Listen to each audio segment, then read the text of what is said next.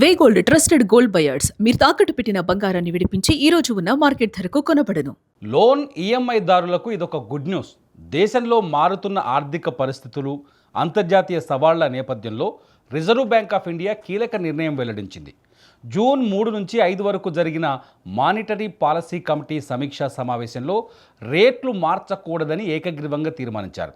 Policy repo రేటును 5.25% వద్దే యథాతథంగా కొనసాగిస్తున్నట్లు ఆర్బీఐ గవర్నర్ సంజయ్ మల్హోత్రా అధికారికంగా ప్రకటించారు. కీలక వడ్డీ రేట్లను సవరించకుండా ఉంచడం వరుసగా ఇది మూడోసారి కాగా ప్రస్తుతం ఆర్బీఐ తన ద్రవ్య విధాన వైఖరిని న్యూట్రల్గా కొనసాగిస్తోంది. ఈ నిర్ణయం వల్ల home loan, car loan, personal loan తీసుకున్న సాధారణ మధ్యతరగతి ప్రజల నెలవారీ ఈఎంఐలపై ఎలాంటి అదనపు భారం పడదు. ఆర్బీఐ తాజా నిర్ణయంతో రెపో రేటు 5.25% వద్ద స్థిరంగా ఉండటంతో పాటు స్టాండింగ్ డిపాజిట్ ఫెసిలిటీ రేటు 5% వద్ద, margin standing facility bank rate 5.50% వద్దే కొనసాగుతాయి. ఈ నిర్ణయం వల్ల ముఖ్యంగా 3 వర్గాలకు పెద్ద ఉపశమనం లభిస్తుంది. మొదటగా లోన్ తీసుకున్న మధ్యతరగతి కుటుంబాలకు వడ్డీ రేట్లు పెరగకపోవటం వల్ల నెలవారీ ఈఎంఐలు స్థిరంగా ఉంటాయి. దీంతో తమ బడ్జెట్ను ముందే ప్లాన్ చేసుకోవచ్చు. రెండోది, కొత్తగా ఇల్లు లేదా కారు కొనాలనుకునే వారికి ప్రస్తుతం ఉన్న తక్కువ వడ్డీ రేట్లకే రుణాలు లభిస్తాయి కాబట్టి ఇది ఒక మంచి అవకాశంగా మారుతుంది. దీనివల్ల రియల్ ఎస్టేట్ రంగంలో కొనుగోళ్లు పెరిగి ఆ రంగం మరింత పుంజుకునే అవకాశం ఉంది. ఇక మూడవది, వ్యాపారవేత్తలు, పరిశ్రమలకు బ్యాంకుల నుంచి తీసుకునే రుణాలపై పెట్టుబడి వ్యయం పెరగదు కాబట్టి వారు తమ వ్యాపార విస్తరణను, కొత్త ప్రాజెక్టులను ధైర్యంగా ప్లాన్ చేసుకోగలరని నిపుణులు చెబుతున్నారు. ఇక గవర్నర్ సంజయ్ మల్హోత్రా తన ప్రసంగంలో దేశ ఆర్థిక వృద్ధి, ద్రవ్యోల్బణంపై కీలక సవరణలు ప్రకటించారు.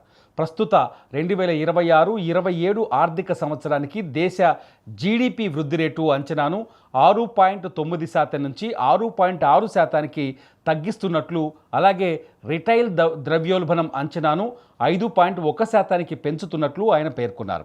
ఇంధన ధరలు ఎక్కువగా ఉండటం, ఈ ఏడాది వర్షపాతం తక్కువగా ఉండే అవకాశం ఉండటమే దీనికి ప్రధాన కారణాలని గవర్నర్ వివరించారు. అయితే దేశంలో ఆహార నిల్వలు సరిపడా ఉండటం కొంత ఊరటనిచ్చే అంశమని ఆయన వెల్లడించారు.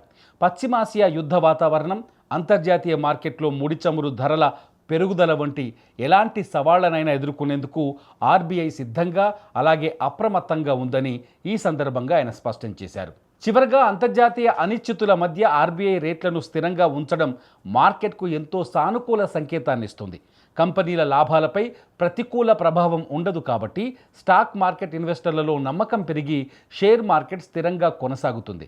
దేశంలో నిత్యావసర వస్తువుల ధరలు ఒక్కసారిగా పెరగకుండా అదుపులో ఉండేందుకు కూడా ఈ నిర్ణయం దోహదపడుతుంది. అయితే లోన్ ఉన్న వారికి ఇది గుడ్ న్యూస్ అయినప్పటికీ బ్యాంకుల్లో కొత్తగా ఫిక్స్డ్ డిపాజిట్లు చేసేవారికి మాత్రం దీనివల్ల ఎలాంటి అదనపు లాభం ఉండదు. వడ్డీ రేట్లు పెరగలేదు కాబట్టి ఎఫ్డీలపై వచ్చే వడ్డీ రేట్లు ప్రస్తుతానికి అలాగే కొనసాగుతాయి.